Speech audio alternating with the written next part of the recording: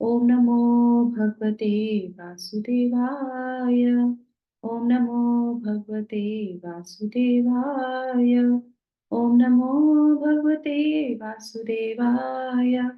ओम अज्ञानतिमिरान्धस्य ज्ञानाञ्जनशलाकया चक्षुरुन्मीलितं येन तस्मै श्रीगुरवे नमः। नमो विष्णुपादाय कृष्णपृष्ठाय भूतले श्रीमते भक्तिवेदान्त स्वामिनिति नामिने। नमस्ते सारस्वते देवे गौरवाणी प्रचारिणे निर्विशेषा शून्यवादी पाश्चात्य देशतारिणे। जय श्री कृष्ण चैतन्य प्रभु नित्यानंद श्री अद्वैत गदाधर श्रीवासादि गौर भक्तिवृंद। हरे कृष्णा कृष्णा कृष्णा हरे हरे हरे राम राम राम हरे हरे। जगत गुरु श्री प्रभुपाद की जय। भगवत वाणी भगवत गीता जी की जय। गुरु महाराज की जय। मुखम करोति वाचालम हिंदुतम देवेंद्र कृपातम वंदे श्री गुरु धीरधारम परमानंदम Shri Chaitanyeshwar. Hare Krishna. Thank you so much. Hare Krishna. तो आप सब लोगों से पुनः जो है मिलके बड़ा प्रसन्नता हो रही है। एक जो है बीच में थोड़ा सा गैप हो गया था तो मुझे भी थोड़ी एंजाइटी रहती है, अरे क्लास नहीं हो रही है। पर ठीक है, जैसे भगवान की प्लानिंग।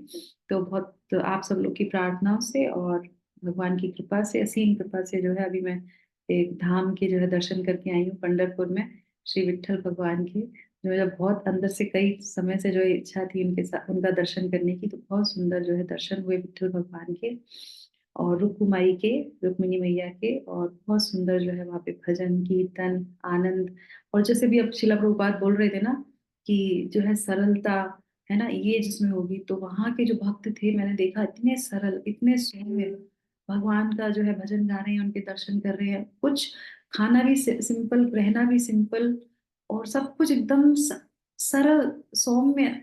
इतना अच्छा लगा उनको देख के कि ऐसे तो मेरी वहां पे इच्छा यही थी कि ऐसी लाइफ होनी चाहिए, एकदम सरल भगवान का भजन करो, कुछ इधर उधर की चीजें नहीं, फालतू इतना लोभ ये सब चीजें जो होती है ना वो नहीं होनी चाहिए। तो भगवान वो भी हमारी डिजायर पूरी करें, जैसे आज हमारे शिला प्रभुपाद बता रहे थे, वो उन्हीं के लिए जो है भगवान के द्वार खुले रहते हैं। तो बहुत सुंदर अनुभव रहा। आप लोग को कभी समय मिला तो आप लोग जरूर जाइएगा, विट्ठल जी के दर्शन करें। एक वो ही विग्रह है भगवान के जो जिनको आप जाके टच कर सकते हैं, उनके चरणों को छू सकते हैं। तो बहुत अच्छा अनुभव था। आपने सबके लिए प्रार्थना की, आपके लिए। तो चलिए आज हम उसी भगवान जी की कृपा से, गुरु महाराज की कृपा से जो है भगवत गीता को पुनः जो है अपना प्रारंभ करेंगे। तो हम लोग भगवत गीता के अध्याय 13 में हैं। तो अध्याय 13 में हम शुरू करेंगे आज 20 वाला श्लोक है ना। तो जैसे कि हम लोगों ने इसके खंड किए थे श्लोक इसके अध्याय के वाइसेस्ट है ना। तो क्या है इसमें कि डब्ल्यू से क्या था जो अर्जुन प्रश्न पूछते हैं, वाइस प्रश्न पूछते हैं है ना। और जो है बुद्धिमानी जो इसको बोलते हैं ना, प्रश्न पूछना ज्ञान के क्या है ज्ञान के बारे में, और जो चीजें ऐसी जिससे कि हम इस भव सागर से बाहर जा सकें, तो इसको बोलते हैं वाइजेस्ट प्रश्न। तो वो उन्होंने पूछे है ना, बुद्धिमत्ता वाले प्रश्न। और उसके बाद फिर जो है आई है ना, आइटम्स ऑफ नॉलेज। तो वो हमारा चला 8 से लेके 12 तक के श्लोकों में, जिसमें कि हमने कई सारे गुणों के बारे में जाना, जिनको जानने के बाद, जिनको डेवलप करने के बाद, इसमें से एक गुण क्या था, सरलता होनी चाहिए है ना। तो ये होने से ही क्या होगे, प्रवेश द्वार खोलेंगे भगवान के धाम के। और उसके बाद फिर हम लोगों ने लास्ट जो भी हम लोगों ने कंप्लीट किया था वो था एस से।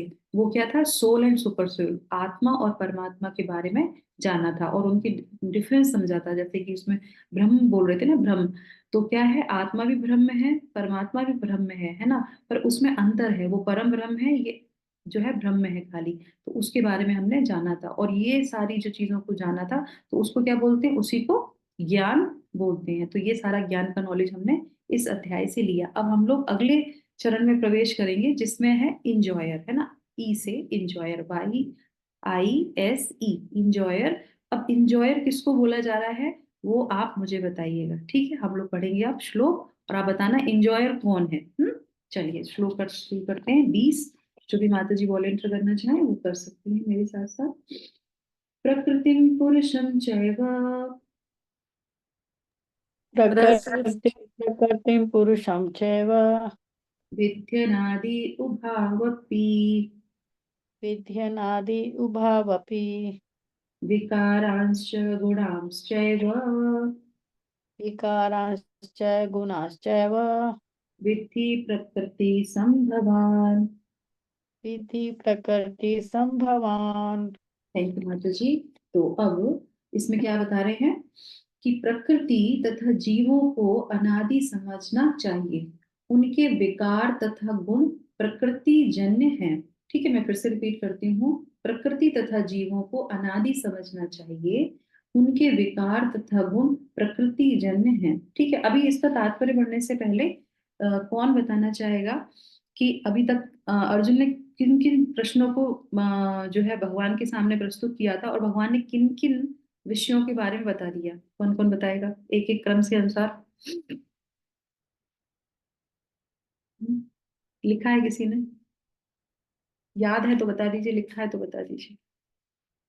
तभी समझ में आएगा कि गैप हो गया ना बीच में, तो हम एक सीक्वेंस में चलेंगे। कौन बताएगा? आज हमारी सुमन माता जी नहीं है क्या यहाँ पे? ओके, कोई नहीं, किसी को नहीं पता? हरी बोल। हाँ, क्षेत्र, क्षेत्रज्ञ, याद आया कुछ? हम्म, क्षेत्र, क्षेत्रज्ञ, ज्ञान, और ज्ञानी। हाँ, और ज्ञानी। ये ये है ना?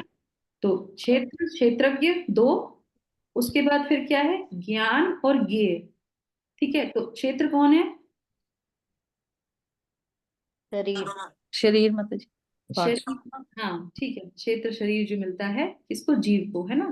क्षेत्रज्ञ, शरीर को जानने वाला। जी हाँ। Very nice. एक और क्षेत्रज्ञ है, वो कौन है? वो सबके शरीरों को जानता है, यानी कि वह परमात्मा। Yes. परमात्मा। फिर ज्ञान क्या है? क्षेत्र, क्षेत्रज्ञ, आत्मा, परमात्मा, और जो परमात्मा के रूप में जो क्षेत्रज्ञ हैं उनके विषय में जो जानता है वो ही ज्ञान है। ठीक है, और उसके बाद ज्ञेय क्या है? जानने योग्य। जानने योग्य। यस, जो जानने जानने योग्य। योग्य। और जानने योग्य क्या है? जानने योग्य यह है, आत्मा परमात्मा दोनों ही है। तो जानने योग्य वैसे भगवान ही है, पर उनमें जो डिफरेंस जो लोग नहीं कर पाते हैं, अद्वैतवादी हैं, निर्विशेषवादी हैं, जो नहीं समझ पाते हैं, इसलिए भगवान कह रहे हैं जानने योग्य है ये दोनों चीजें, इन दोनों को जानना चाहिए, ज्ञान और विज्ञान। अच्छा, विज्ञान क्या है? पिछले श्लोक में हमने पढ़ा था 19 वाले में। विज्ञान क्या है? ज्ञान हो गया आत्मा परमात्मा के बारे में जानना, है ना, भगवान के बारे में जानना। और विज्ञान क्या हुआ? विज्ञान का मतलब होता है साइंस, साइंस का मतलब होता है प्रैक्टिकल चीजें। तो विज्ञान का क्या मतलब हुआ? कि हम भगवान के कौन है? दास हैं, हमें भगवान की सेवा करनी चाहिए। ये आत्मा का स्वरूप है। समझ में आया? पिछले श्लोक में पढ़ा था ना, यही विज्ञान है। इसी को भक्त, पिछले में भगवान ने क्या बोला था कि सिर्फ मेरे भक्त ही समझ पाते हैं इस ज्ञान को। क्यों समझ पाते हैं? क्योंकि वो विज्ञान समझते हैं, क्योंकि वो पढ़ाई करते हैं, है ना। और विज्ञान से ये समझ में आता है कि हमें भगवान की सेवा करनी चाहिए। ये विज्ञान एप्लीकेशन है, प्रैक्टिकल एप्लीकेशन वो करते हैं, इसलिए वो विज्ञान कहते हैं। और इसीलिए भक्ति ही उसको समझ पाते हैं, दूसरे लोग उसको नहीं समझ पाते, है ना। तो ज्ञान, विज्ञान, ये, और क्या है? क्षेत्र, क्षेत्र, ये सारी चीजें हो गई। अब हम प्रवेश कर रहे हैं नए टॉपिक में, वो क्या है? पुरुष और प्रकृति। प्रकृति। ठीक है, तो 4 टॉपिक कंप्लीट हो गए। अब ये 5 और 6 2 टॉपिक, इन ये ही टॉपिक आगे चलेंगे हमारे। ठीक है, तो ध्यान रखिएगा। अब प्रकृति और पुरुष, है ना, इसको हम सुनेंगे। यस माता जी, तात्पर्य पढ़ लेते हैं पहले हम श्रील प्रभुपाद का। पढ़िए, कौन पढ़ेगा? हरे कृष्ण। सही मैं पढ़ूं? पढ़िए, एक एक करके 3 लोग पढ़ लीजिए। ठीक। इस अध्याय के ज्ञान से मनुष्य शरीर तथा शरीर के ज्ञाता जीव आत्मा तथा परमात्मा दोनों को जान सकता है। शरीर क्रिया क्षेत्र है और प्रकृति से निर्मित है। शरीर के भीतर बद्ध तथा उसके कार्यों का बोध करने वाला वाला आत्मा ही पुरुष या जीव है। यह वह ज्ञाता है और इसके अतिरिक्त भी दूसरा ज्ञाता होता है जो परमात्मा है। निस्संदेह यह समझना चाहिए कि परमात्मा तथा आत्मा एक ही भगवान की विभिन्न अभिव्यक्तियां हैं। जीव आत्मा उनकी शक्ति है और परमात्मा उनका साक्षात अंश स्वांश है। हरे हरे कृष्ण कृष्ण माता माता जी। जी। तो ये देखा आपने, ये पूरा श्रील प्रभुपाद ने दोबारा से उस चीज को समझा दिया, है ना, जो हम लोग पहले तात्पर्य में पढ़ा। यस, अब दूसरा पढ़ लेते हैं। जो आज के श्लोक से संबंधित है। बस बढ़िया माता जी को पड़ेगा प्रेम रतन। लीला प्रभुपाद की प्रकृति जय। तथा जीव प्रकृति दोनों तथा जीव दोनों ही नित्य हैं। तात्पर्य यह है कि वे सृष्टि के पहले से विद्वान हैं। यह भौतिक अभिव्यक्ति परमेश्वर की शक्ति से है और उसी प्रकार जीव भी है, किंतु जीव श्रेष्ठ शक्ति है। जीव तथा प्रकृति इस ब्रह्मांड के उत्पन्न होने के पूर्व से विद्वान है। प्रकृति तो महाविष्णु में लीन हो गई और जब इसकी आवश्यकता पड़ती तो यह महत्तत्व के द्वारा प्रकट हुई। इसी प्रकार से जीव भी उनके भीतर रहते हैं और चूंकि वे बद्ध हैं, अतः वे परमेश्वर की सेवा करने से विमुख हैं। इस तरह उन्हें वैकुंठ लोक में प्रविष्ट होने नहीं दिया जाता, लेकिन प्रकृति के व्यक्त होने पर इन्हें भौतिक जगत में पुनः कर्म करने और वैकुंठ लोक में प्रवेश करने की तैयारी करने का अवसर दिया जाता है। हरे कृष्ण। यस माता जी, प्रेम रतन पढ़िए। हरे कृष्णा। इस भौतिक सृष्टि का यही रहस्य है। वास्तव में जीवात्मा मूलतः परमेश्वर का अंश है, लेकिन अपने विद्रोही स्वभाव के कारण वह प्रकृति के भीतर बंद रहता है। इसका कोई महत्व नहीं है कि ये जीव या श्रेष्ठ जीव किस प्रकार प्रकृति के संपर्क में आए, किंतु भगवान जानते हैं कि ऐसा कैसे और क्यों हुआ। शास्त्रों में भगवान का वचन है कि जो लोग प्रकृति द्वारा आकृष्ट हैं वे कठिन जीवन संघर्ष कर रहे हैं, लेकिन इन कुछ श्लोकों के वर्णनों से यह निश्चय समझ लेना होगा कि प्रकृति के 3 गुणों के द्वारा उत्पन्न विकार प्रकृति की ही उपज है। जीवों के सारे विकार तथा प्रकार शरीर के कारण है। जहाँ तक आत्मा का संबंध है, सारे जीव एक से हैं। हरे कृष्ण। हरि बोल। जगत गुरु श्रील प्रभुपाद की जय। हरे कृष्णा। थैंक यू माता जी। अब यहाँ पे जो है हम समझेंगे जो सेकंड वाला पैराग्राफ था, इसमें श्रील प्रभुपाद ने इस श्लोक की व्याख्या करी है, इसमें समझाने का हमको प्रयास किया है ना। तो सबसे पहले क्या है, प्रकृतिम पुरुषम चैव। तो भौतिक प्रकृति को, पुरुष को यानी कि जीव को, और क्या है चैव, च एव इसलिए बोला है भी, निश्चित रूप से। तो 2 चीजें हैं, प्रकृति और पुरुष। ठीक है, और उसके बाद क्या बोल रहे हैं इसमें, विधि अनादि जानो, तुम्हें जानना चाहिए। और क्या है, आदि रहित, अनादिकाल से, है ना, आदि रहित ये है ना। उभ उभो वा उभो अपि, दोनों भी, दोनों ही अनादिकाल से हैं। कौन दोनों, कौन दोनों अनादिकाल से हैं, प्रकृति। प्रकृति जीव और पुरुष। प्रकृति। अब यहाँ पे पुरुष कौन है, जीव को बोला गया ना। जीव। आत्मा। यस, जीव को बोला गया है पुरुष, है ना। अब उसके बाद फिर क्या है, विकारांश। अब इसमें क्या है, विकार आते हैं, विकारों को भी, गुणों को, प्रकृति के 3 गुणों को ही निश्चय रूप से हमें जानना चाहिए, इसमें जो श्लोक में बता रहे हैं। और ये कैसे उत्पन्न होते हैं, ये भौतिक प्रकृति से उत्पन्न होते हैं। ठीक है। अब यहाँ पे एक छोटा सा प्रश्न आ जाता है कि बोल रहे हैं भौतिक प्रकृति से ये जो है विकार उत्पन्न होते हैं, तो यहाँ पे कौन से विकारों की बात की जा रही है।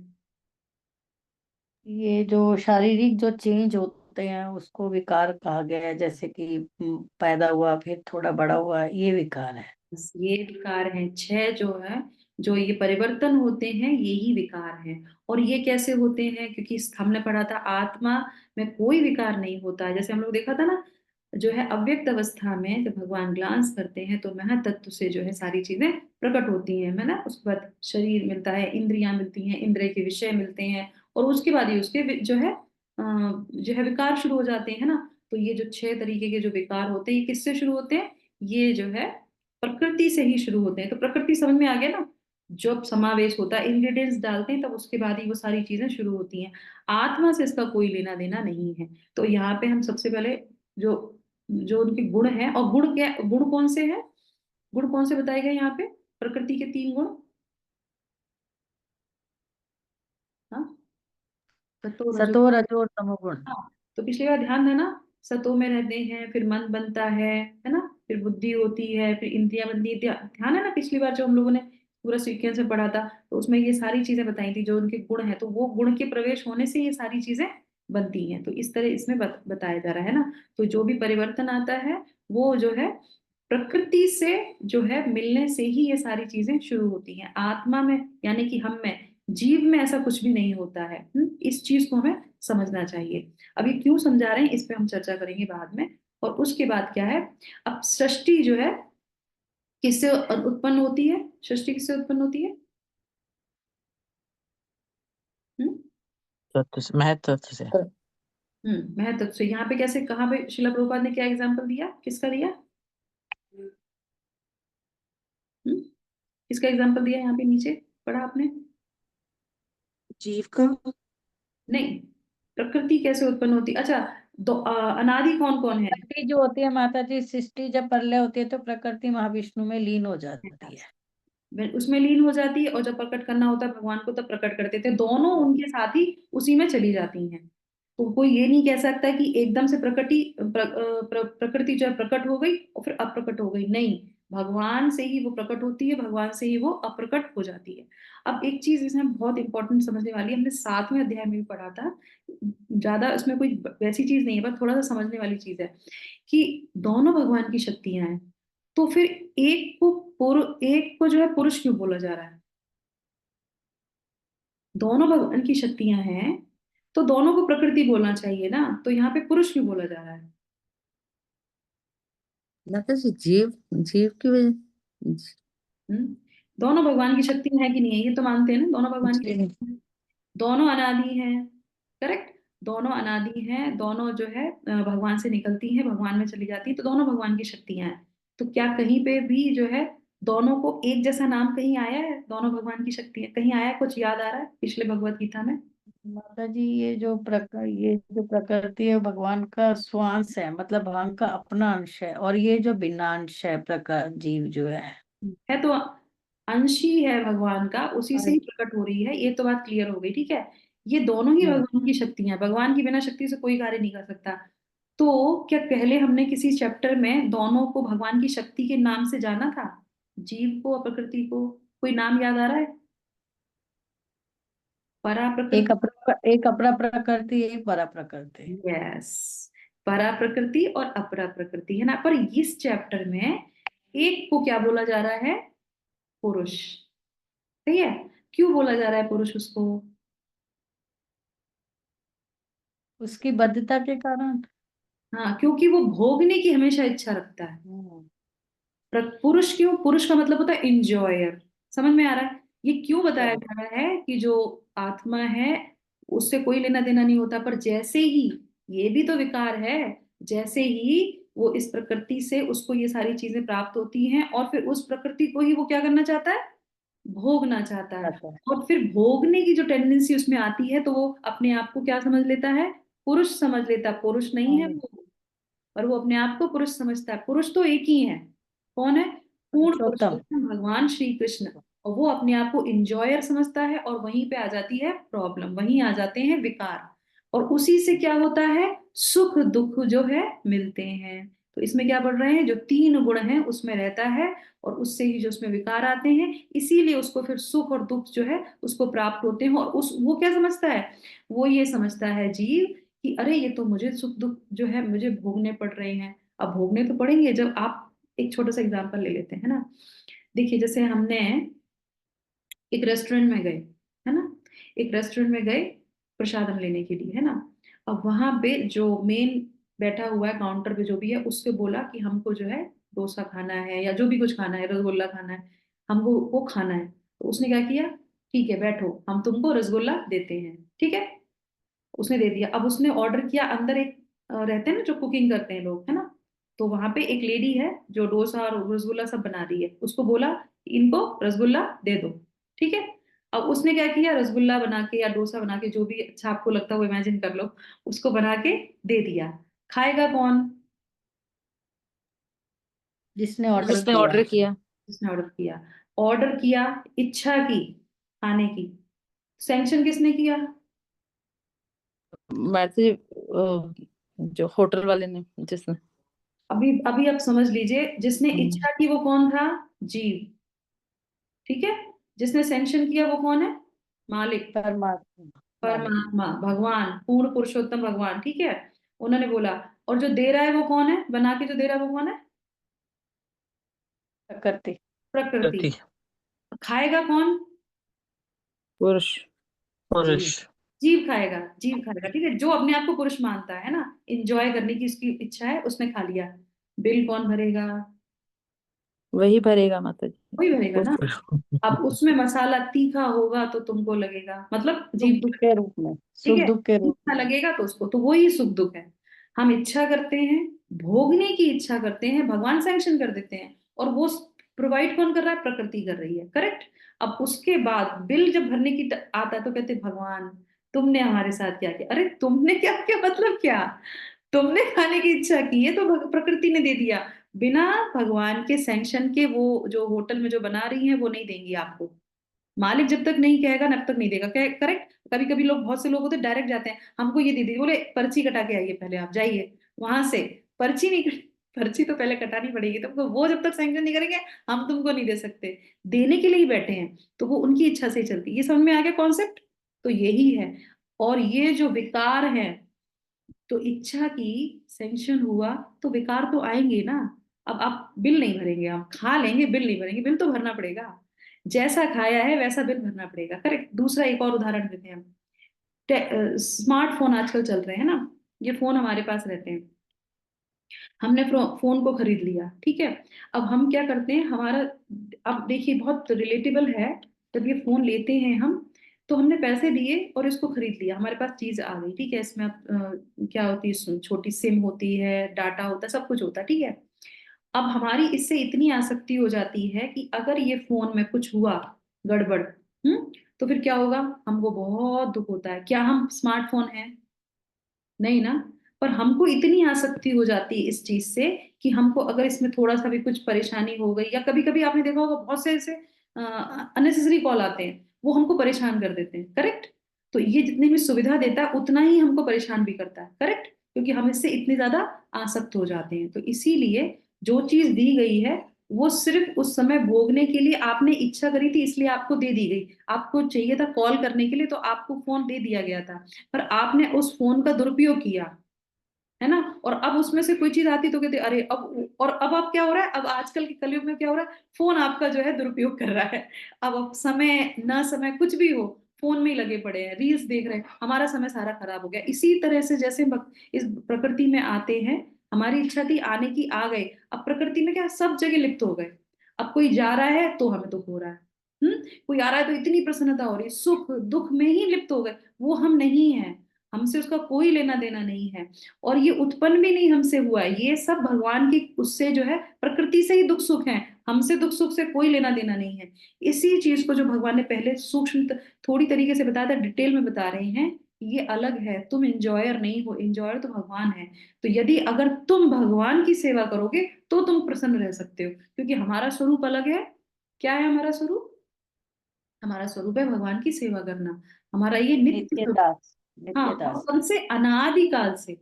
और ये दोनों ही है। अब यहाँ पे आ जाता है, जैसे एक फेमस गीत है, वो क्या बोलते हैं, दुनिया बनाने वाले काहे को दुनिया बनाई, क्या तेरे मन में समाई। पता नहीं गाना सही गा रही हूँ कि नहीं।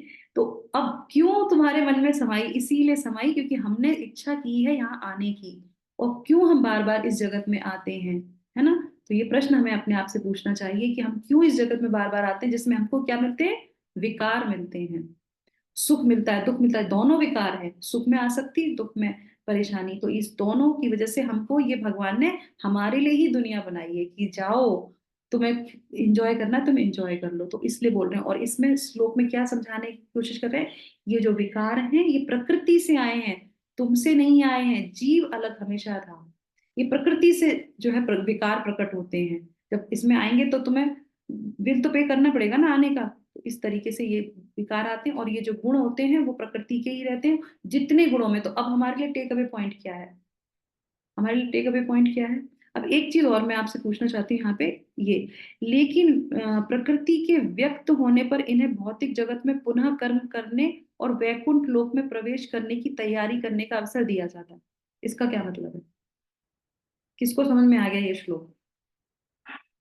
इस लाइन का माता जी भगवान के धाम जाने का हमें चांस मिल सकता है माता भौतिक जी जगत हमें में। मानव जीवन जो मिला है कि अब हम अपने कर्म जो हमने कर्मों के बिहाफ पर ही हम जो है इस धरती पर पुण्य आ सकते हैं और फिर वैकुंठ लोग जा सकते हैं। तो ये हमें अपने आप को सुधारना है, मतलब हमें भगवान के साथ जो हम अपना व्यवहार भूल गए हैं, संबंध भूल गए हैं, उनको हमें याद करते हुए अपने कर्मों को भगवान से जोड़ना है, तभी जो है वैकुंठ लोक जाने की तैयारी कर सकते यस, तो अब हम जो रेस्टोरेंट में पहुंचे और हमने डोसा ऑर्डर किया, तो क्या करेंगे हम? भगवान के धाम आ तो गए हैं ना, अभी एकदम से तो नहीं जा सकते, आ गए हैं इस जन्म में और शरीर मिल गया मनुष्य का, अब पढ़ रहे हैं भगवत गीता, तो क्या करना है नेक्स्ट स्टेप? एकदम पक्का कर लीजिए, ये श्लोक इसलिए नहीं पढ़ रहे हैं कि सिर्फ पढ़ के और निकाल देना है, नहीं, इनको अप्लाई करना है हमें जीवन में। तो ये जो डोसा हमने ऑर्डर कर दिया, ऑलरेडी हमने कर दिया डोसा, पता नहीं क्या क्या ऑर्डर कर दिया, अब क्या करना है नेक्स्ट? ये श्लोक पढ़ने के बाद क्या करना है? हमको उसको भगवान को ऑफर करना है। हैं। जी। आ गया ना? जो भी हमने ऑर्डर कर रखा है, जो भी हमारी संतान है, घर है, गृहस्थी है, जो भी कुछ है हमारे पास, वो सब भगवान को ऑफर करना है। अगर भगवान को ऑफर नहीं करेंगे, भगवान को नहीं देंगे, तो क्या होगा? बिल पे करना पड़ेगा। और वो बिल अभी पे करेंगे, कितनी बार आके पे करेंगे, जरूरी नहीं कि इसी जन्म में पे हो, कितने जन्मों में आके हमको उस बिल को पे करना पड़ेगा। तो इसीलिए अगर भगवान के साथ जाना है तो क्या करना है? ये मार्ग भी है, ये जो दुनिया बनाई है, ये इसीलिए नहीं है कि आप यहाँ पे सिर्फ बिल पे करेंगे, यहाँ पे आके एक रास्ता भी दिया है आपको कि यहाँ पे आप भगवान की भक्ति कीजिए और सीधे भगवान के धाम चले जाइए। इसीलिए ये प्रकृति है, तो ये प्रकृति हमारे लिए बहुत सहयोग का कार्य करती है। जो दुर्गा मैया हैं, जिनके अध्यक्षता में ये प्रकृति कार्य करती है, वो हमारा सहयोग करती हैं। तो हम जब देवी देवताओं की पूजा करते हैं, दुर्गा मैया की पूजा करते हैं, उनसे प्रार्थना करनी चाहिए कि हमको शक्ति दीजिए, जिससे कि हम भगवान विष्णु की आराधना कर सकें, भगवान कृष्ण की आराधना कर सकें, उनको ऑफर कर सकें। क्योंकि मैया तो भगवान के कहने से हमको बना के दे रही है सब चीजें, तो मैया तो खुश होगी, मैया तो खुद कहती कि तुम जाओ, पहले उनको ऑफर करो। करेक्ट? तो इसीलिए हमको आज से, जैसे श्लोक पढ़ा, हमें आज से जो भी अगर हम नहीं ऑफर कर रहे, भगवान को ऑफर कीजिए। अपने बच्चों को, घर को, जो भी कुछ है आपके पास, वो सब हमारे भगवान के लिए, हमारे लिए कुछ भी नहीं है। नहीं तो हमें उसका पे करना ही पड़ेगा, है ना? तो ये हमारे लिए बहुत इंपॉर्टेंट चीज है कि हमको भगवान को ऑफर करना चाहिए। और विद्रोही स्वभाव, क्योंकि हम भगवान को नहीं करते हैं, भगवान को भूलते हैं, डायरेक्ट चाहते हैं कि तुम मुझे डोसा दो, मैं खाऊंगा, मैं बिल पे नहीं करूंगा, ये क्या हो गया? ये विद्रोही स्वभाव हो गया।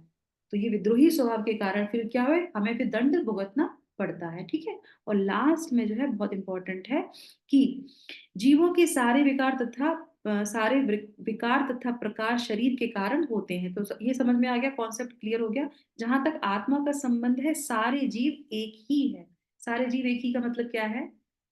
सारे जीव एक ही का मतलब क्या है? कि एक जीव में सब अलग अलग निकल के आए? नहीं, सारे जीव मतलब है। अब आप यहाँ पे एक चीज और क्लियर कर लेते हैं, जो प्रकृति है वो जीव नहीं हो सकती, जो जीव है वो जो है परमात्मा नहीं हो सकता।